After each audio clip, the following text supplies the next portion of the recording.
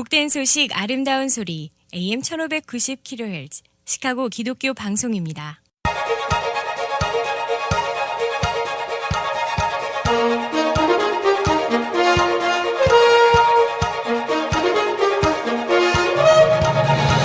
김정일 해설위원의 시사 해설. 세상을 넓게 봅니다. 삶의 지평이 넓어집니다.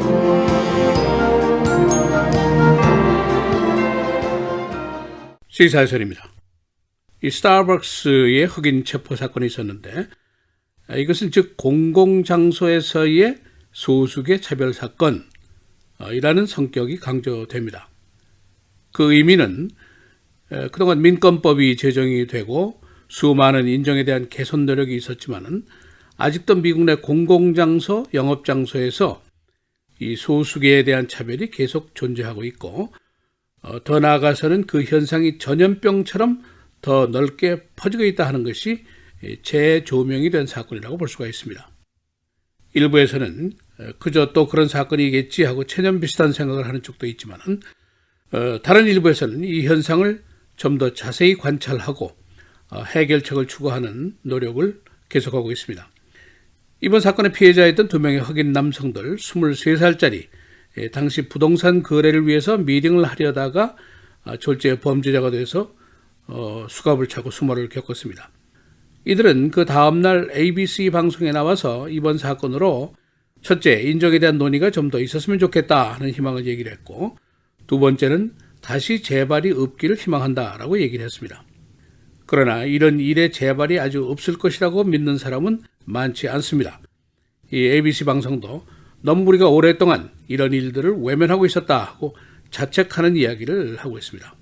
그래서 오늘은 공공장소에서의 소수계 차별, 지금 어느 정도 심각한 것인지 그 민낯을 좀 더 들여다보고 과연 해결책이 있는 것인가, 또 해묵은 인정 간의 편견과 고정관념을 해소할 수 있는 처방은 무엇인가, 그런 이야기들을 종합해 보겠습니다. 이 스타벅스 사건이 일어난 이후에 이 사건을 좀 더 관찰하고 분석을 해보니까 여러 가지 다른 문제점들이 발견이 되었습니다. 우선 첫째로 현장에 출동했던 경찰들의 태도입니다. 경찰이 이 청년들에게 왜 퇴장해야 하는지 이유를 설명하지 않았습니다. 또 체포하면서 이제는 상식 문제가 되어버린 그 피의자 권리, 미란다 권리도 알려주지 않았습니다. 그리고 연행을 해서 8시간 동안이나 억류를 하면서 핑거프린트를 하고 일반 범죄자 취급을 했습니다. 두 번째, 스타벅스의 매장 고객 담당 직원들이 인정교육이라는 것을 전혀 받은 적이 없었습니다. 지금 대부분 정부기관의 관리 직급들은 모두 이 sensitivity education, 인정 간의 편견과 고정관념을 어떻게 관리해야 하는가 하는 데 대한 교육을 모두 받도록 되어 있습니다. 더 나아가서 이런 류의 사건이 계속되고 있는데도 불구하고 대기업들의 고객 창구 근무자로서의 인정교육이 거의 무시되고 있는 것으로 밝혀졌습니다. 이 사건 직후에 뉴욕타임스에 게재된 한 기고가 눈길을 끌고 있습니다. 하버드 대학의 알렉산드라 필버그 박사인데 집단 행동에 대한 연구를 하는 교수입니다. 또 한 사람 태미 킴, 버지니아 대학의 마케팅 교수인데 두 사람이 공동 기고를 한 겁니다. 그 제목을 보면은 스타벅스를 넘어서 소비자 서비스의 인정차별주의는 어떻게 조성되고 있는가 하는 것이 그 제목입니다. 이들의 연구는 2년 동안 주요 호텔 6,000개에다가 이메일을 보내고 그 호텔 측의 반응을 조사한 것입니다. 이 이메일에 인종과 성별을 확실하게 알 수 있는 사람의 이름으로 보냈습니다. 예를 들면 저자인 태미 킴 하면은 아시안계 여성이라는 것이 금방 알 수가 있습니다. 그 호텔 주변의 음식점을 좀 추천해 주십시오 하는 부탁을 하게 되는 것이 내용인데 그 반응을 보니까 백인이 보낸 것보다 흑인, 히스패닉, 아시안 이름으로 보낸 반응이 20%나 낮게 들어왔습니다. 그러니까 이 호텔 측의 태도가 뭐냐면은 소수계를 가치 있는 소비자로 인정을 하지 않는 경향이 있다는 것입니다. 그리고 이들이 과연 내 호텔에 묵을 것인가 하는 불신이 높다는 것이죠. 그리고 답신 말미에 처리하는 정중함, 예절 표현, 이것도 30% 이상이나 부족한 것으로 나타났습니다. 그래서 이 연구원들의 결론은 미국 내 대기업들의 태도가 소수계에 대한 편견 고정관념이 아주 깊게 넓게 자리 잡고 있다는 것을 발견한 것이고, 또 인종 문제에 대한 인식과 처리 방법이 크게 부족하다는 것, 또 대부분이 인종 간의 차별과 편견이 unconscious bias, 무의식 중의 차별, 또는 explicit bias, 무건의 차별, 이렇게 아주 교묘하게 반쯤 숨은 상태로 나타나고 있다 하는 것을 발견했습니다.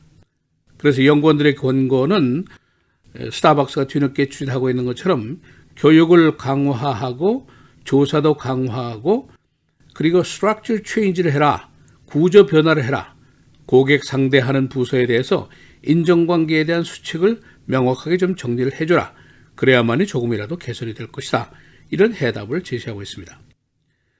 이 스타벅스 사건 이후에 여러 방면의 반응을 이렇게 간단하게 정리를 해볼 수가 있습니다. 첫째로 스타벅스 측은 5월 29일에 반나절 문을 닫고 8,000개 매장의 17만 5천 명의 직원들에게 인정교육을 시키겠다, 그런 반응을 하고 있습니다.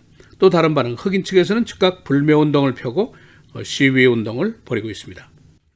이 흑인 사회는 인종 문제에 대한 투쟁의 방법을 아주 오랫동안 익혀왔습니다.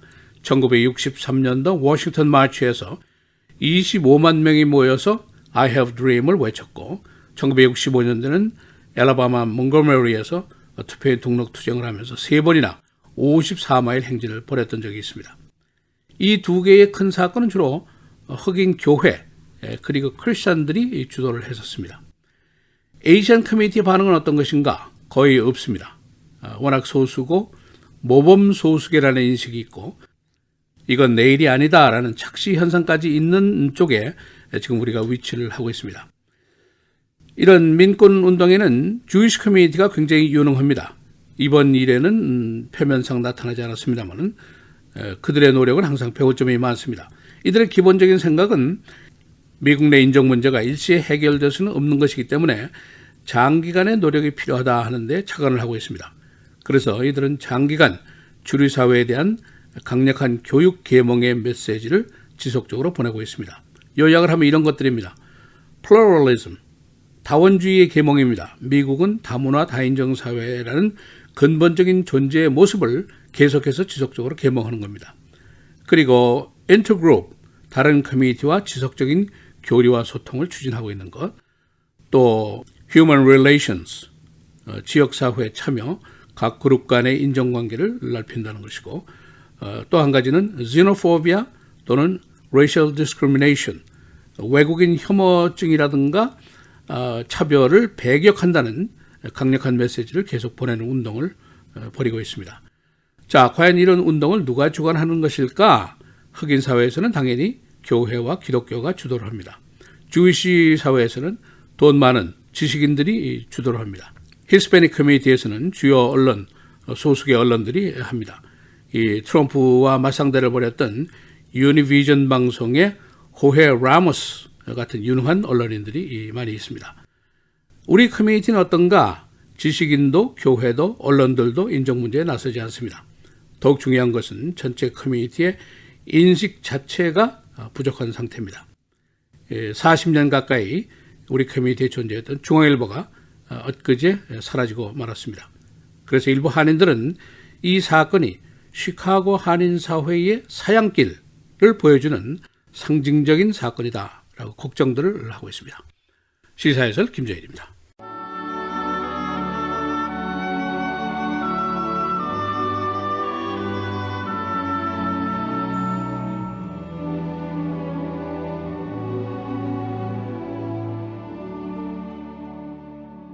보라, 인내하는 자를 우리가 복되다 하나니 너희가 욥의 인내를 들었고 주께서 주신 결말을 보았거니와 주는 가장 자비하시고 긍휼히 여기시는 이시니라.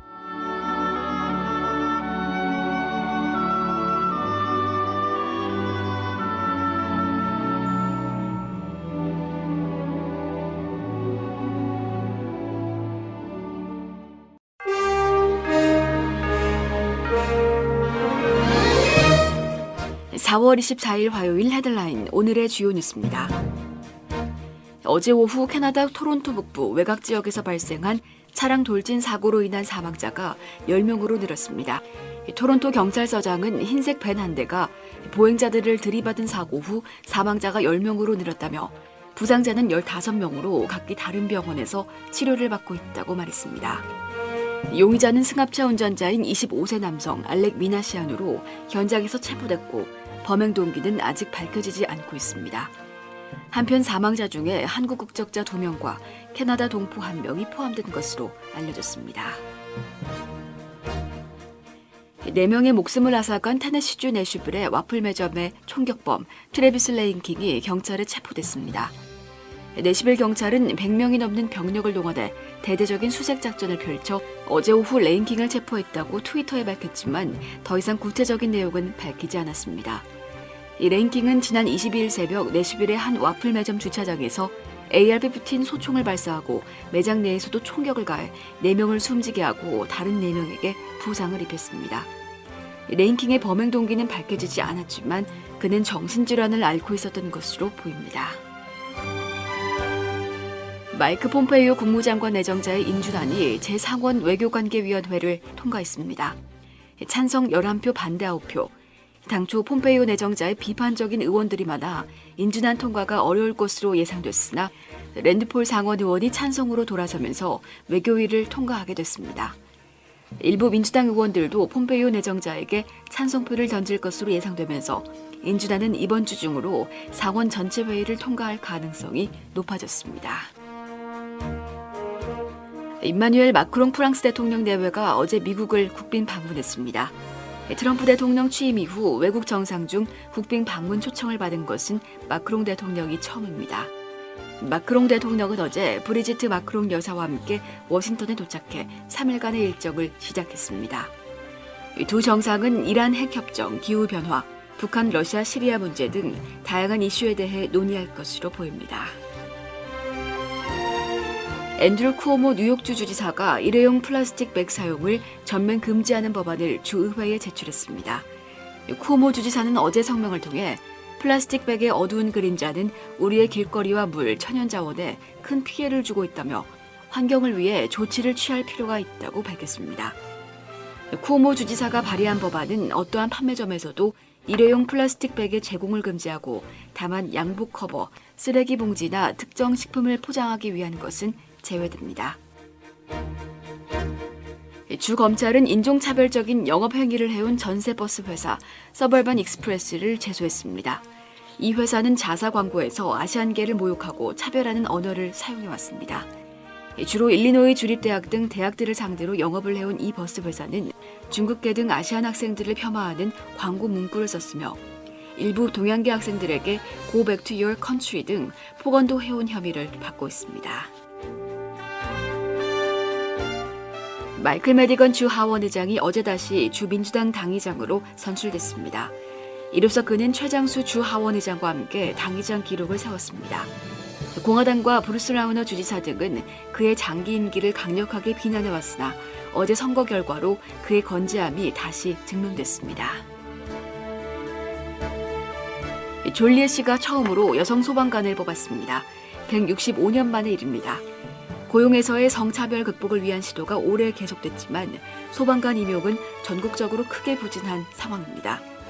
전국 여성 소방관의 비율은 불과 4%, 군과 경찰의 여성 비율은 14%입니다. 날씨입니다.